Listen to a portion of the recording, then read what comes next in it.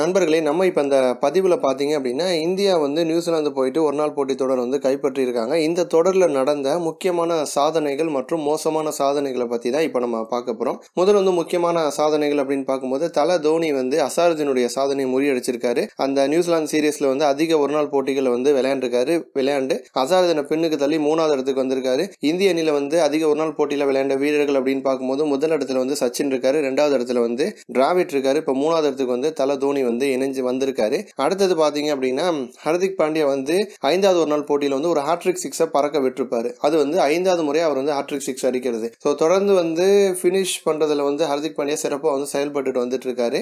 அடுத்த விஷயம் பாத்தீங்க அப்படின்னா, இதற்கு முன்னாடி வந்து 2009 வந்து தோனி தலைமையிலான இந்திய அணி வந்து நியூசிலாந்துல போயிட்டு விளையாண்டு தொடரை வந்து கைப்பற்றி இருப்பாங்க. அதன் பிறகு வந்து கிட்டத்தட்ட ஒரு 10 வருஷத்துக்கு பிறகு வந்து திரும்ப இந்திய அணி வந்து தொடரை வந்து கைப்பற்றி இருக்காங்க. இதெல்லாம் வந்து முக்கியமான சாதனைகள். அதே சமயம் வந்து மோசமான சாதனைகள் அப்படின்னு பார்க்கும்போது, நியூசிலாந்துக்கு வந்து இந்த தொடர் வந்து கண்டிப்பா மிகப்பெரிய ஒரு சிக்கலை தான் வந்து கொடுத்துருக்கும். ஏன்னா வந்து அவங்களுடைய ரேங்கிங் வந்து இது பாதிச்சிருக்கு. இந்தியாவுக்கு எதிராக வந்து 4-1 அப்படிங்கிற கணக்குல வந்து தொடர் வந்து இழந்திருக்காங்க. இதனால வந்து ஒரு நாள் போட்டி தரவரிசையில 2வது இடத்துல இருந்த நியூசிலாந்து இப்போ வந்து 3வது இடத்துக்கு வந்து தள்ளப்பட்டிருக்காங்க. அடுத்தது பாத்தீங்க அப்படின்னா, 4வது ஒரு நாள் போட்டியில வந்து இந்திய அணி வந்து 92 ரன்னுக்கு வந்து ஆல் அவுட் ஆயிருப்பாங்க.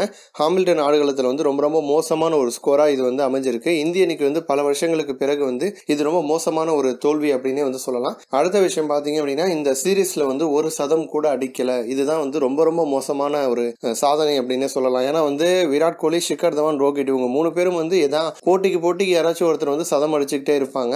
இந்திய வீரர்களும் வந்து இந்த சீரீஸ் முழுக்க 5 ஒரு நாள் போட்டியில வந்து சதம் அடிக்கல. நியூசிலாந்து வீரர்களும் சதம் அடிக்கல. ராஸ் டெய்லர் அடிச்ச 93 ரன்கள், அதுதான் வந்து இந்த சீரீஸ்ல வந்து அதிகபட்ச தனிநபர் ஸ்கோர். 2வது இடத்துல, அதாவது இந்திய அளவுல பார்க்கும்போது அம்பத்தி ராயுடு அடிச்ச 90 ரன்கள், இதுதான் வந்து அதிக ஸ்கோராவே இருக்கு. ஒரு சதம் கூட வந்து அடிக்காம இந்த சீரீஸ் வந்து முடிஞ்சிருச்சு. இது போன்ற இன்னும் பல ஸ்போர்ட்ஸ் செய்திகளை தெரிஞ்சுக்க ரெட் கலர் பாக்ஸை கிளிக் பண்ணி நம்ம சேனலை வந்து சப்ஸ்கிரைப் பண்ணுங்க.